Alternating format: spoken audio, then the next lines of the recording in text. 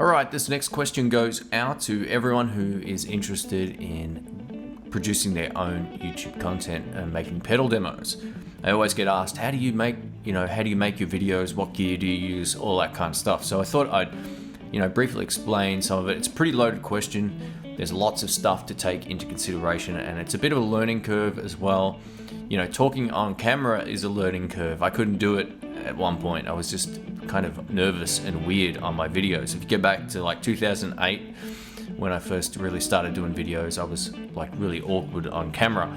Hopefully I'm not as awkward these days. I'm sort of used to it now. I'm used to seeing my ugly mug on camera and coming back in the LCD screen. So it comes down to, if you're talking on camera, it comes down to knowing what you're talking about and having a format that works for you.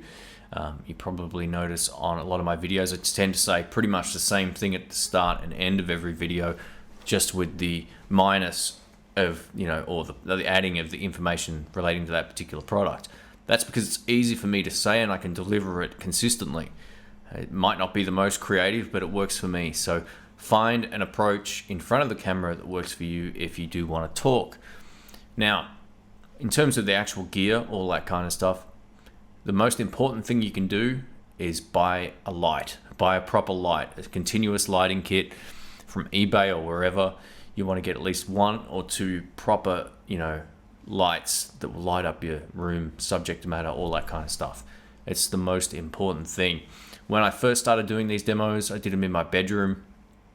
There was junk all behind me. I didn't have any lights or lamps, and it was horrible to look at, but it's all I could do. So start somewhere and then compare your videos to other people's. But if you really want to get into it, spend the 70, 50, 70 bucks, whatever it is, and buy a really cool lamp. And I've got one, behind the camera facing this wall right now, just lighting this up a little bit better than what it would be if I was to turn them off. So lighting's a huge part of it. Now, in terms of sound, what I've found over the years is there's a million different ways to record sound. Some of my favorite demos that I've done tone-wise sounded best with the camera mics back further from the amp. Now, obviously, I record either into my 2 Notes Torpedo Live, or I mic up the amp with 1 or 2 mics. I've tried isolation recording cabinets, all of these other things. The 2 Notes is the easiest way to get a great tone and consistent tone every time. It just absolutely is. But you do need to spend a lot of money on something like that. Then you need studio monitors and so forth. So my suggestion is start with a camera that has 1080p resolution. I don't care what brand it is, and try the mics that are on there. If most modern cameras have like an audio level compensation thing. So if it detects a really loud input signal, it will then drop it to a point where it's not clipping, and that can be a benefit for recording amps. There is a slight trade-off. If you start to talk right after the volume input's dropped, your voice will sort of be lost, and then it will gradually come back up. But that's just one of those things. Start like that. Just start with a camera, some lighting, and you can take it from there. Now, I edit all of my videos. I edit out all the bad stuff that I play, all the mistakes. When I'm trying to talk, things don't come out properly, all that kind of stuff. So I take all of that out. A lot of guys will just do a live demo, basically with a camera, like what I'm doing right now with this podcast, and they'll just go for it and hope for the best. Now, that's fine too. I used to do videos that way, but I found for me, cutting out all the ums and ahs, and if I stuff up playing, I don't want that on YouTube. So all that kind of stuff I take out. Editing's a whole other thing that you've got to learn about. If you're on a PC, you'll probably want to use Sony Vegas. It tends to be what a lot of guys on PC will use, and that's what I used for years. I'm over to Final Cut Pro X now on the Mac, and I'm absolutely loving it. So the demos that I'm doing these days, I'm using green screen for just about everything. I think it looks a lot better than it did. It actually makes my video camera look better in terms of production, even though I used to use that brown background all the time, and I didn't realize it at the time, but it made the camera look a little fuzzy. Not fuzzy, but maybe not as sharp as what it does now that I'm using the green screen.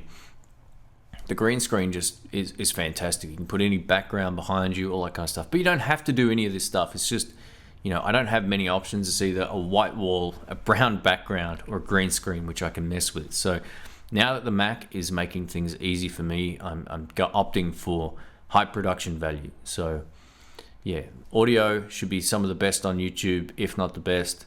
And now I absolutely believe the video presentation on the new videos that I've been doing is second to none. And I'm not boasting, but that's, you know, the kind of quality. I'm always trying to take things to the next level. And that was on my mind the last few months. How can I make my videos better? How can I make them look better?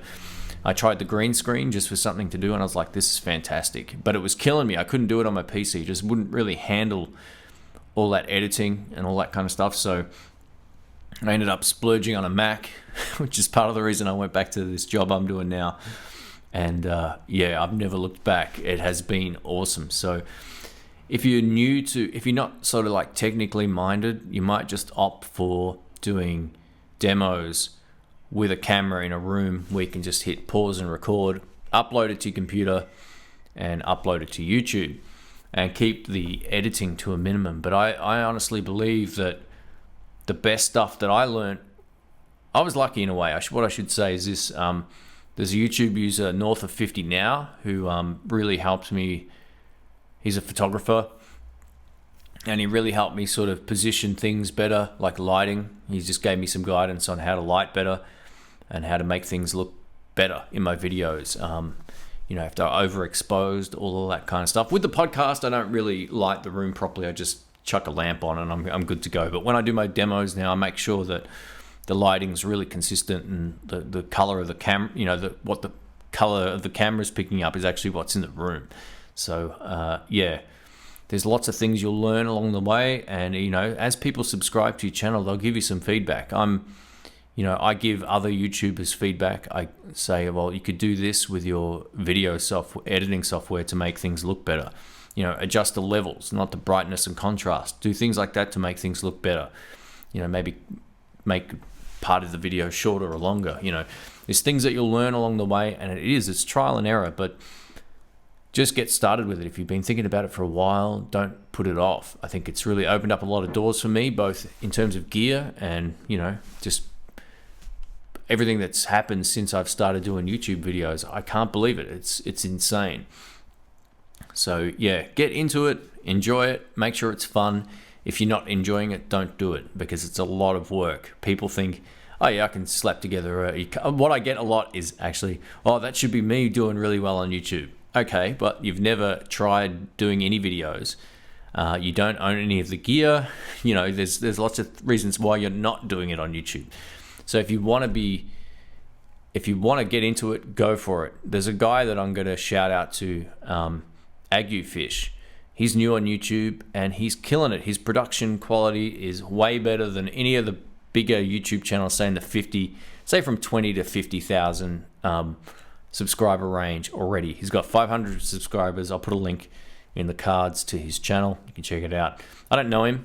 I've just been chatting to him a little bit on the live streams via text, and his videos are fantastic, and he's just getting into it. So he's come in with obviously a creative background, which will help. And yeah, if you're new to doing it, it's just a learning curve, and you just got to persist with it. It'd be like, you know, learning anything new for the first time, like learning how to drive a car. You've just got to give it a go and see where you're at and learn as you go. So yeah, but the most important thing, get a decent camera with a couple of mics that are built into it and that have auto, you know, volume limiting.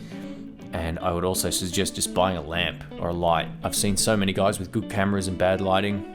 It's a waste of time. Why buy a good camera if your subject or yourself isn't lit properly?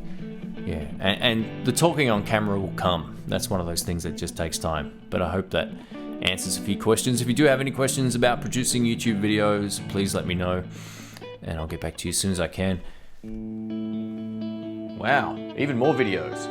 Check them out. Don't forget to subscribe if you do like the video you just watched, and if you don't, all good. Check out one of these four, you might enjoy it more.